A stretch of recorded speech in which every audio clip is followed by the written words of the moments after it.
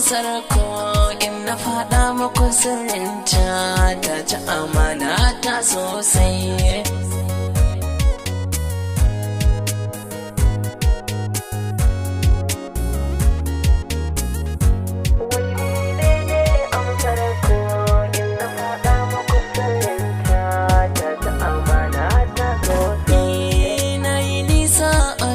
Zance bara na gyara kalamina tunda na gane sirrinta bara na fitar ta a tsarina, amma kuma ba haka ba za ni bi ta don ƙarin ilimi.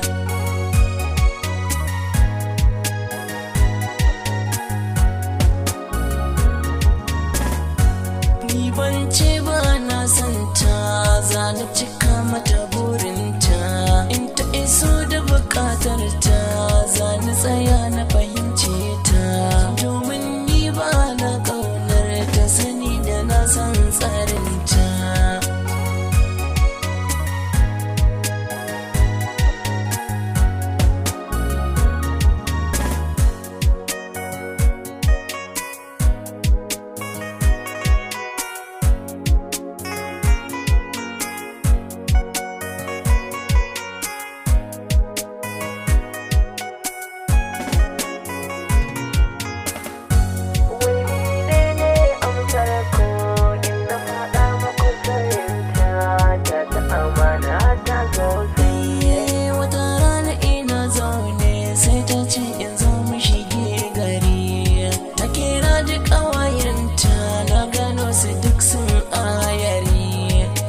Sai na aminta mutai dan na kankaro mata kimarta.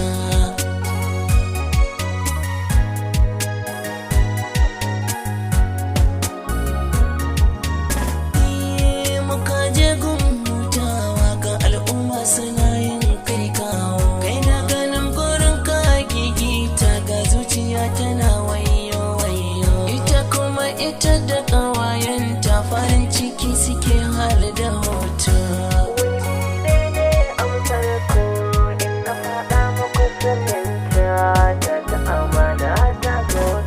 Sun kashe kuɗi ba kaɗan ba, komai suka gani suna su ne, har ma abin da baya da amfani su ɗauka su sa kwandon su ne. Kowa ya mai da hankali kanmu ya ga waza ya ba da kuɗaɗen ne.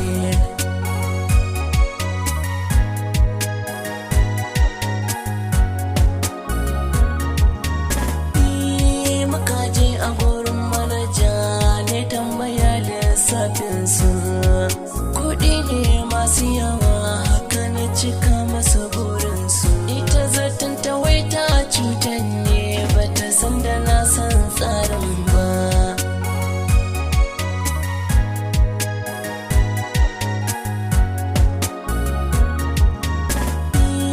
Na shige mota na tafi na bar ta tana mamaki na, suna ya soke ta har idanuwa na ta sun nuna. Lafazin farko da na ƙarshe ku bi ni za ku ji ya akai.